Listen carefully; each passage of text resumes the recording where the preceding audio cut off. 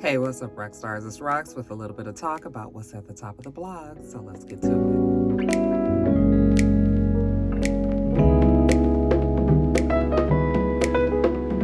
All right, rock stars. So today, before we get started on top of the blogs, let's just do a little housekeeping. You know, every now and then we got to do this. First thing, you guys, let me just clarify, probably for the last time. Hopefully I won't have to do this anymore. Well, actually, I won't have to. Because Jasmine is no longer here. But let me just explain to you guys, because you still are sending me messages about my daughter. Jasmine is my dog, okay? Jasmine was my 14-year-old Shih Tzu, and Jasmine fell ill a couple of weeks ago, and Jasmine died as a result of her illness a few days ago.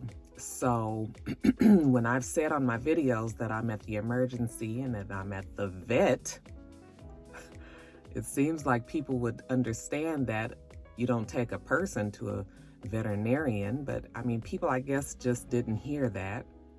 And so while I really do appreciate all of the well wishes for my daughter, and we always can take an extra prayer, I still just want to clarify that Jasmine was a dog and not my daughter. My daughter is fine.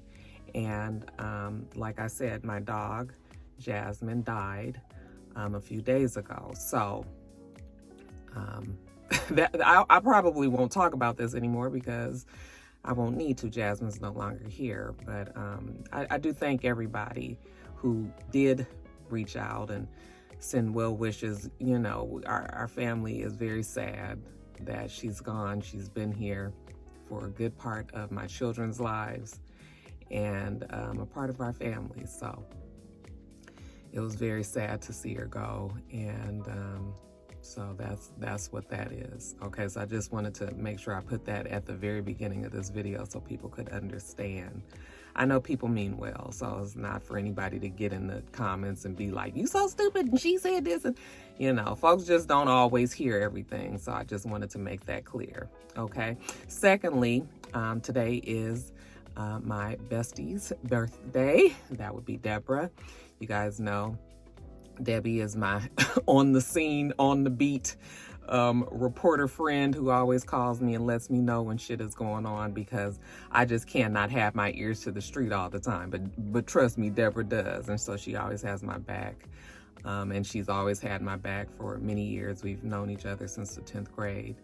And, you know, she's definitely a friend that I've been able to count on. And we've been through a lot together, and today is her 51st birthday. I guess she won't be mad at me for telling her age.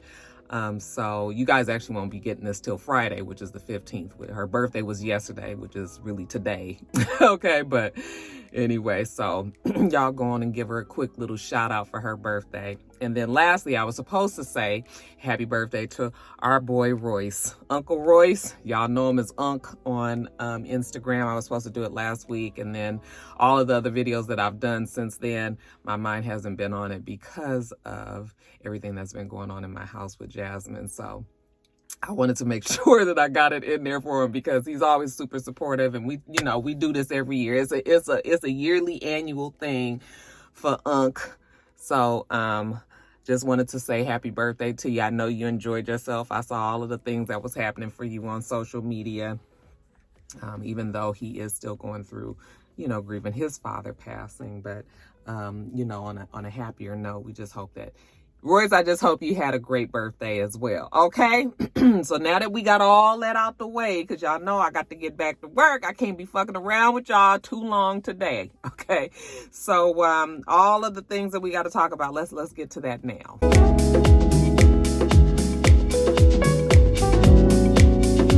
All right, you guys. First story, let's talk about Jelani Day. And what has come of that case. So Jelani Day was the Illinois State University grad student who was reported missing back August 24th. After his family realized that he was missing, a professor had realized that he hadn't reported for class for some days. They reported him missing. Soon after he was reported missing, his car was found in a wooded area. They said that it was strange that it was in this area. It wasn't deep in the woods. It was kind of off of a parking lot. So I'm not sure what the parking lot was for. I guess it could have been for the Illinois River, because this wooded area surrounded or was, you know, butted up against the Illinois River. And then after a search for his body, they finally found his body not too far from, you know, in that same general location where his car was found. That was very far away from where he was last seen. But like I said, his car was in that area, so they found his body was actually floating along the southern bank, they said, of the Illinois River. So when his body was found, it quickly was spread that his body was found with no organs. Okay, they said that he didn't have any eyes in his socket. They said that his spleen was gone, his liver was gone, and you know, immediately when that story came out, everybody went straight to the assumption that somebody had probably kidnapped him, you know, took his body parts and probably are selling them on the black market. It was also said in that report, or just in the media, that part of his jawbone was sawed off.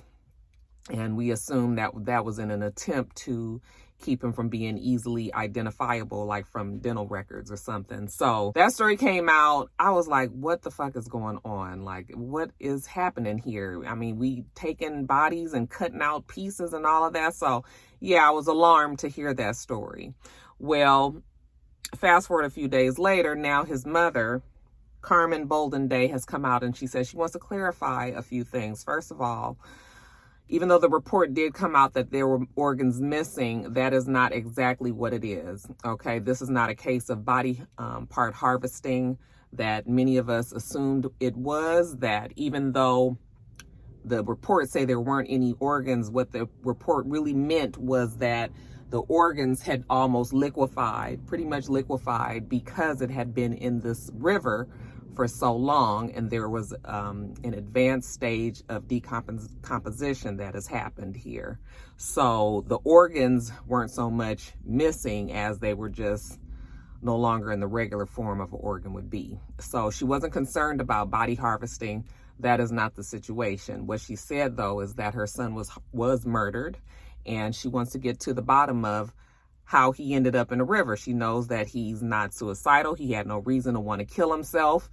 He did not put himself in that river, and somebody else did. And she wants to get to the bottom of it. So the person responsible, or the persons responsible, if that's the case, you know, that they'll be brought to justice. I still am not clear on the jaw situation. Like, I don't know if that really was true. They kind of didn't mention anything else about that jaw. Okay. But for sure, if his jaw was cut out, nobody does that to themselves. It's obvious that that was done. Like I said, I mean, it seems like it would be obvious to me anyway that that would be done so that he couldn't be identified through dental records. So still a very tragic case. Still, we don't hear too much about it on the news. And I don't know why, because usually when a story gains a lot of traction, you know, this story got popular because it was right around the same time that the white girl in Wyoming or wherever it was, I can't even think of her name right now, but when she was missing, everybody was comparing this story like there's also a young black man that's missing that nobody is talking about.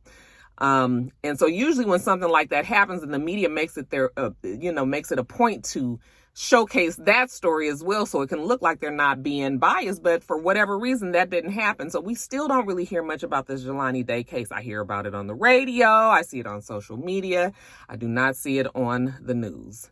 Okay, but I also have to say that recently I haven't been watching the news as much as I have been. There's just too much shit going on in the world, child, and hell, I got my own bad news. I don't need to be seeing it on TV too. So still, this case is not as well known as, you know, that case that I spoke of.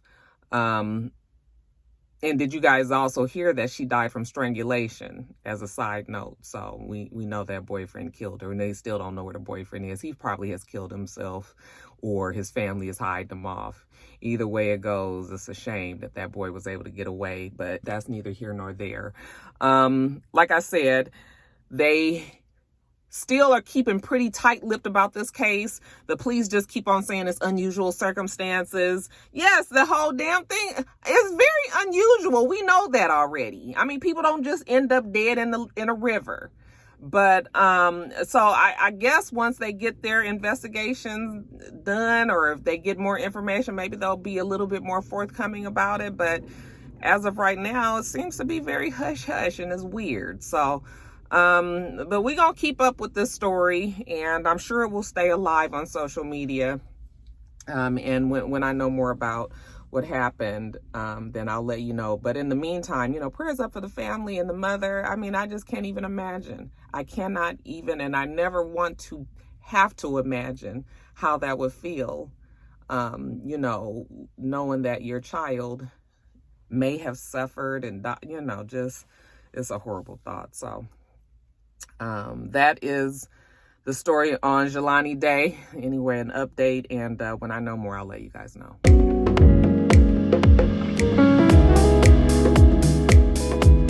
All right, you guys, next story. Let's talk about the Meek Mill album art, okay? So Meek Mill has released his 5th album. It's called Expensive Pain, all right?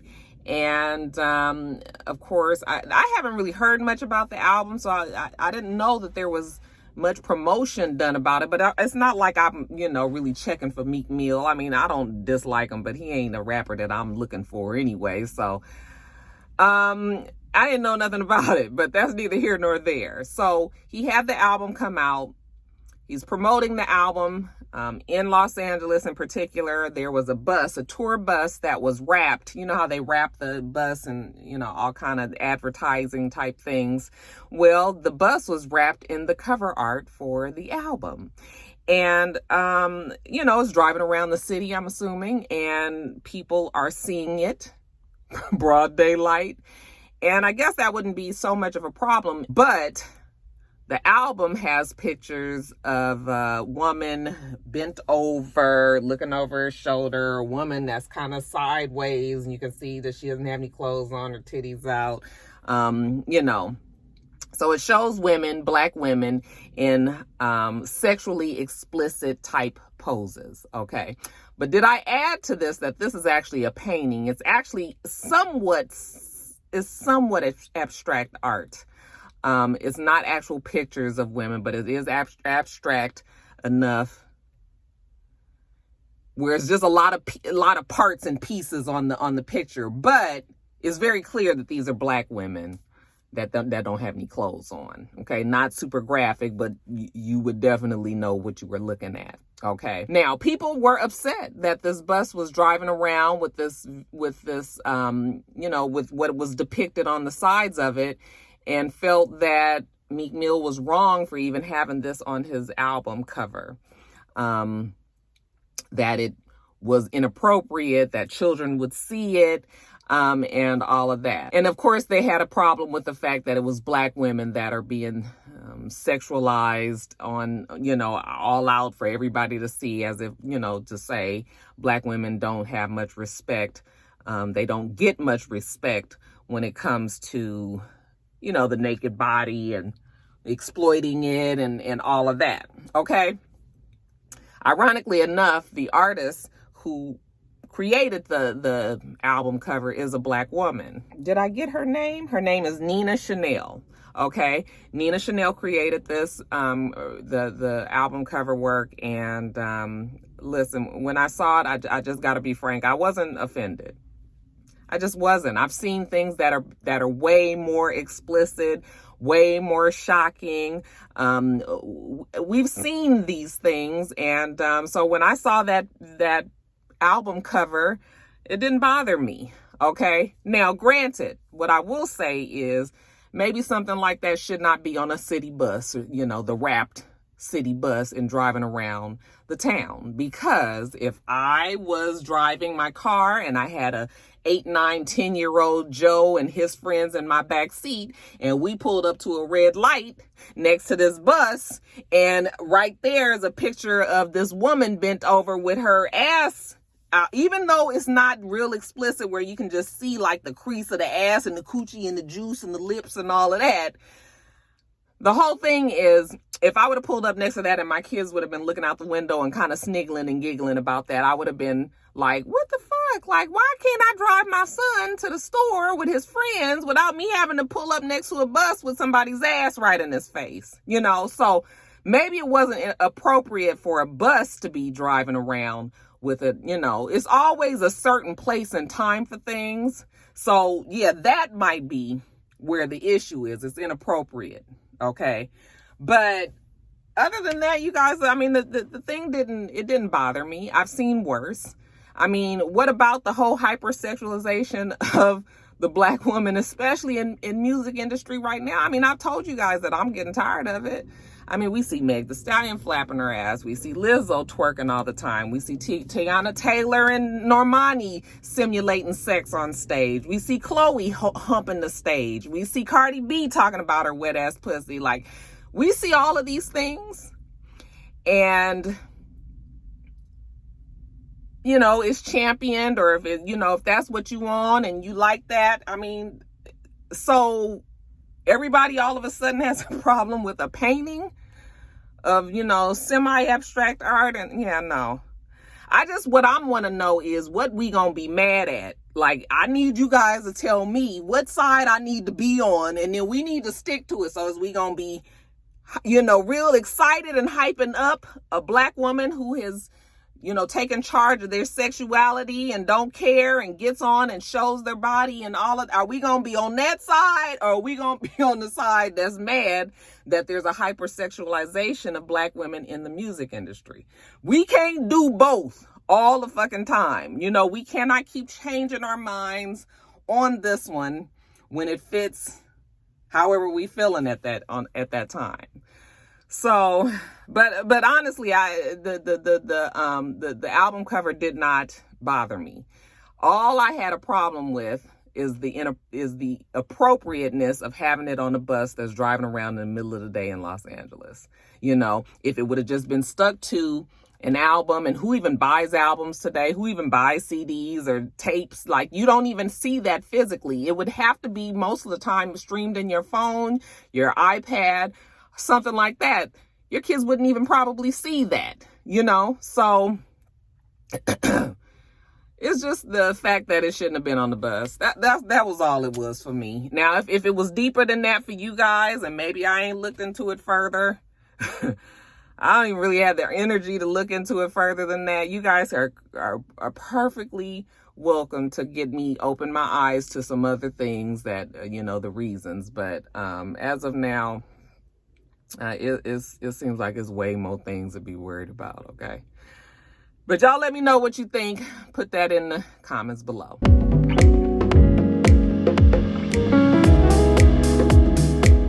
All right, you guys, next story up. Actually, I was watching a video on Layla Lynn's channel. Layla, does it all? Is that what he says? I don't know if that's what he says, but that's what it sounds like to me. But anyway, I was watching a video on Layla Lynn, and she was talking about Wendy Williams not returning to her famed purple chair on October 18th because Wendy Williams is still battling the effects that COVID has had on her health, and namely her Graves' disease. We know that she has had Graves' disease for many years, and, you know, COVID, if you had already had pre-existing conditions, or if, you know, you had situations where you were more susceptible to a heavier or, you know, a worse case of COVID, you know, people were knocked on their ass, and she might be one of those ones that are suffering from long-term COVID effects. She could be definitely one of those people, or it could have just made her Graves' disease worse. I mean, there's a whole bunch of things that's going on there. So because October 18th is on Monday, and Wendy Williams is not ready to come back, they made an announcement that she will not be back on the show yet. Okay. They're saying that they will now have a slew of like guest hosts that come in and work. I'm not sure if they're going to have a panel. At one time they did a panel thing, or I'm not sure if they're just going to have a one guest host that comes in and sits down and speaks with the guests and all of that. But that is the angle, and that is what they are going to do until Wendy Williams is feeling better and ready to come back. They felt like the talk was that Wendy Williams may not come back at all, okay? That her contract is up in 2022, and it hasn't been renewed. The production company that puts her show on say, they make it very clear that they are still wanting to work with Wendy Williams. They've had a relationship, I guess they said, for 12 years with her, and it's been great, and they want to continue that relationship. So whatever time that Wendy Williams needs to take to be off and get her health together, they're willing to wait. But I guess it's being whispered in the hallways that Wendy might just not even come on back. And honestly, you guys, I'm gonna tell you, if she decides not to come back, I wouldn't be mad. Listen, Wendy Williams has been doing this for a long, long time. Wendy Williams is not in good health. Wendy Williams, we believe, may have some addiction problems with drinking or drugs or both, okay? Every single time Wendy goes on a break or there's some sort of hiatus or something, it is harder and harder for that woman to come back. I don't even think she wants to come back, okay? We get an extension every time, and this has been going on ever since, pretty much since she fainted, okay? That they have to change the dates of when she's coming back and all. And I was just like, maybe she just didn't got to the point. You know how it is when you be on vacation and you didn't had a good ass time, and then the day before it's time to go back from vacation to go back to work, you be depressed.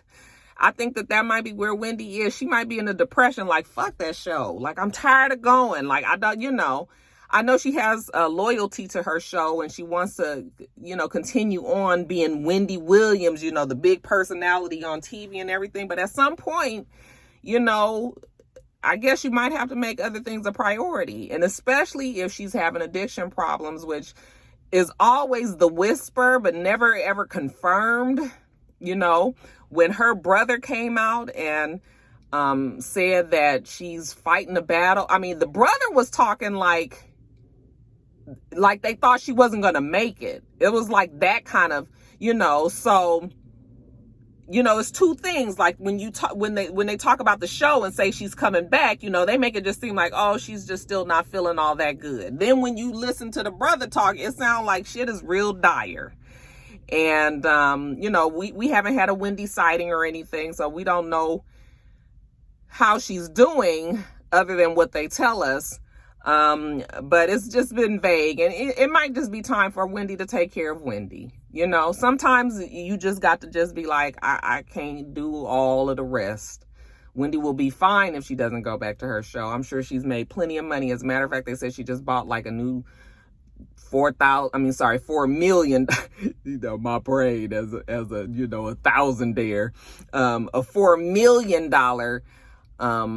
luxury apartment in a penthouse in New York. So Wendy's going to be fine financially, but Wendy needs to take care of Wendy, emotionally, physically, okay, mentally, all that, If you can't get that shit sound, then the financial part don't even matter no more. Because, what you going to do if you have the nervous breakdown and being in the hospital, but you rich? What does the money do for you?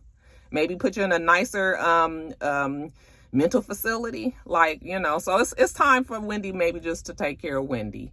And maybe might be time to just let the show go. They say that Nick Cannon's show is really good. I haven't seen it. But, everybody's going on and on about how well he does on there. So maybe it's just time to pass on the baton. Okay. Would you guys be upset if Wendy Williams did not come back to her show?